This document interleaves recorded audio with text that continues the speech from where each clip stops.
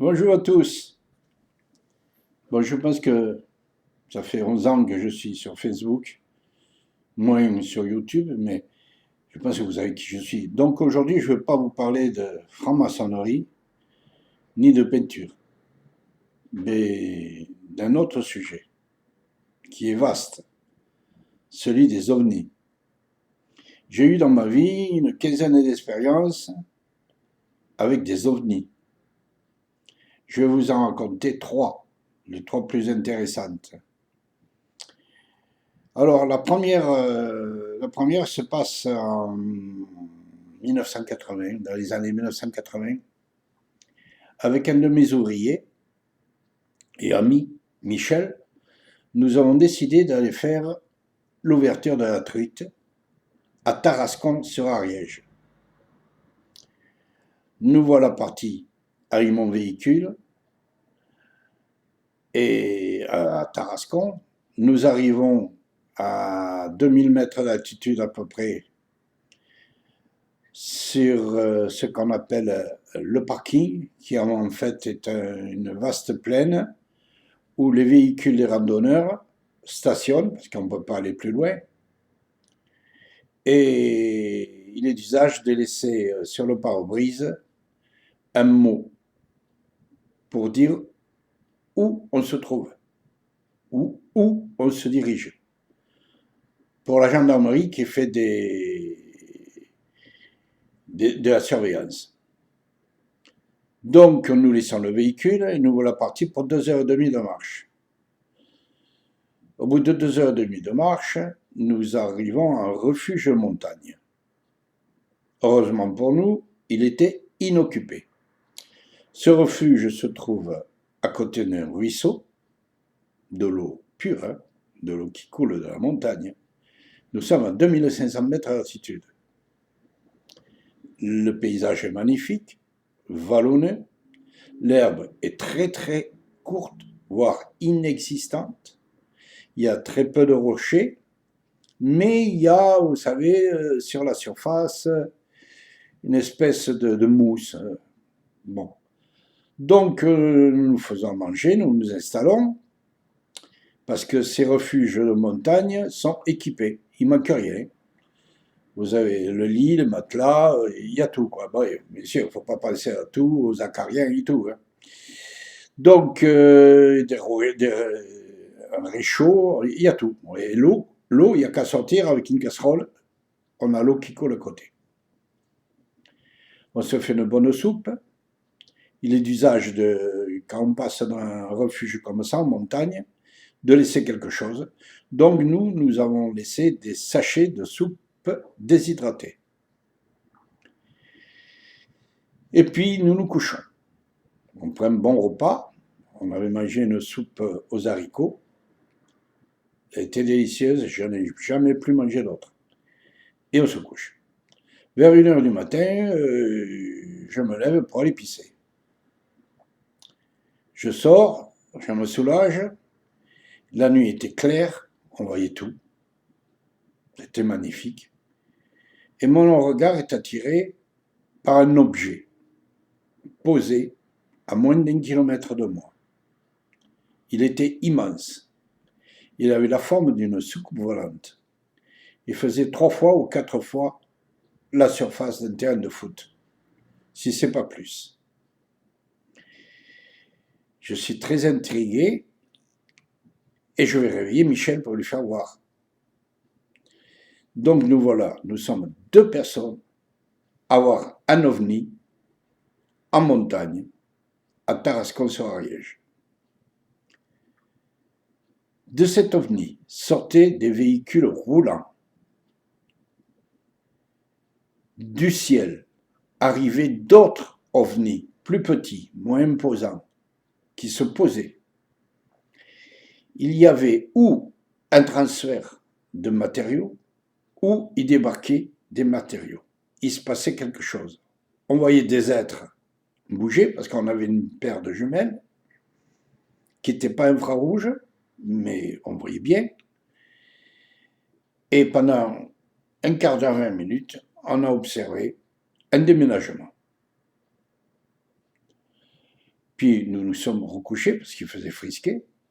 Et le lendemain, nous sommes allés voir ce qui se passait à cet endroit. J'ai regardé partout s'il y avait des traces. Rien. C'était pas très loin, moins d'un kilomètre.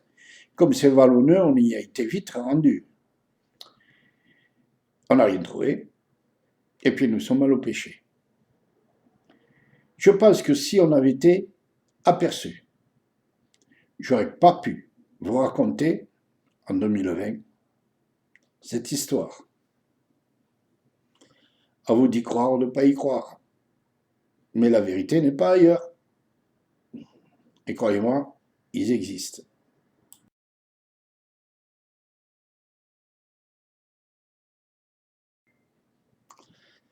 La deuxième expérience m'est arrivée à La Bastidette. La Bastidette est un petit village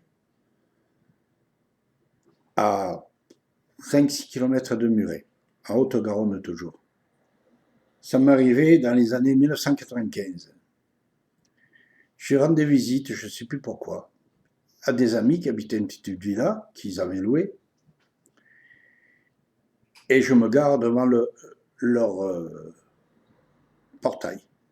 Au moment où je descends, j'entends un bourdonnement, comme un bourdonnement d'abeilles. Vous savez, des abeilles, un essaim d'abeilles. Je lève la tête et au-dessus de moi, allez, à 15 mètres d'altitude à peu près, avait un ovni en forme de triangle, avec 3 lumières qui clignotaient. Une rouge, une jaune et une verte. Dans chaque angle, qui était légèrement arrondi, de l'appareil. Je pouvais voir la structure de l'appareil, qui était noire et métallique, en plus du bourdonnement. Mon copain ouvre la porte, après avoir sonné, et je lui dis, il y a un ovni au-dessus de ta maison. Il me dit, oui, je sais, ça fait une semaine qu'ils font des essais. Je trouvais ça bizarre, enfin. On discute, puis je repars une quinzaine, vingtaine de minutes après. L'OVNI avait disparu. Je monte dans mon véhicule et je prends la route du Fousseret. Arrivé à la sortie de la Bastidette, à hauteur du cimetière, je vois l'OVNI qui réapparaît sur ma droite, au loin, qui allait assez vite, dont les clignotants étaient en fonction, et qui me coupe la route à une hauteur assez élevée quand même cette fois-ci, et qui part sur la gauche direction Muret. Je n'ai jamais entendu parler de cet ovni. Il faut dire aussi que je suis un garçon discret. Je sais très bien qu'à cette époque-là, nous étions en 1995, on nous prenait pour des loufoques, les gens qui voyaient des ovnis. Donc je n'en ai jamais parlé, sauf aujourd'hui. C'était la deuxième expérience.